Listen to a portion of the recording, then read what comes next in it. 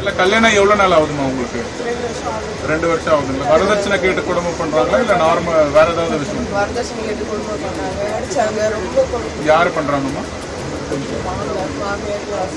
இனி எந்த ஒரு பெண்ணிற்கோ வரதட்சணை கொடுமையால இந்த பெண்ணு மாடியிலிருந்து தள்ளப்பட்டிருக்கிறாங்க.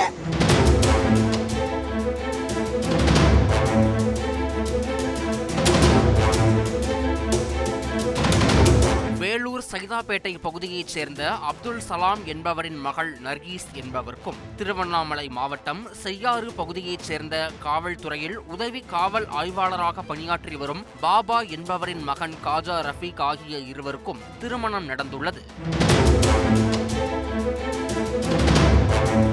இந்நிலையில் கூடுதல் வரதட்சணை கேட்டு கடந்த ஜூன் 3ஆம் தேதி பெற்றோரின் தூண்டுதலின் பேரில் கணவர் காஜா ரஃபீக் நர்கீஸை மாடியில் இருந்து கீழே தள்ளி கொலை முயற்சியில் ஈடுபட்டதாக பாதிக்கப்பட்ட பெண் புகார் அளித்திருக்கிறார்.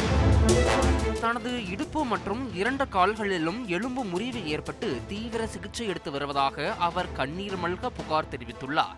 தன்னை வரதட்சணை கேட்டு கொடுமை செய்த தனது கணவர் காஜா ரஃபீக் மற்றும் காவல்துறையில் ஆய்வாளராக பணியாற்றி வரும் பாபா ஆகியோர் மீது உரிய சட்ட நடவடிக்கை எடுக்க வேண்டும் எனவும் அவர் தனது மனுவில் குறிப்பிட்டுள்ளார். பாதிக்கப்பட்ட பெண் ஆம்புலன்ஸில் வந்து வேலூர் மாவட்ட ஆட்சியர் அலுவலகத்தில் ஆட்சியரிடம் புகார் மனு அளித்த சம்பவம் அப்பகுதியில் பெரும் பரபரப்பை ஏற்படுத்தியுள்ளது. கல்யாணம் எவ்வளவு நாள் ஆகுதுமா உங்களுக்கு? 2 வருஷம் ஆகுதுங்களா? குழந்தை இருக்குங்களா? இல்ல. ஓகே.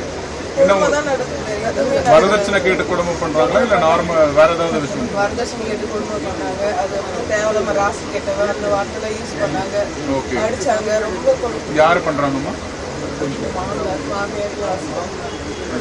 மாமனார் மாமியார் அவங்க ஹஸ்பண்ட் 3 பேர். உங்க அப்பா அம்மா இருக்காங்களா? யாருமா? அம்மாமா? நீங்க அப்பா இங்க வெளியே. அப்பா. நீங்க பார்த்து கல்யாணம் பண்ணி கொடுத்ததுங்களா இல்ல நீங்க பார்த்து தான் கல்யாணம்? ஆமா ஆமா ஆமா. சரிங்க, நான் இன்னைக்கு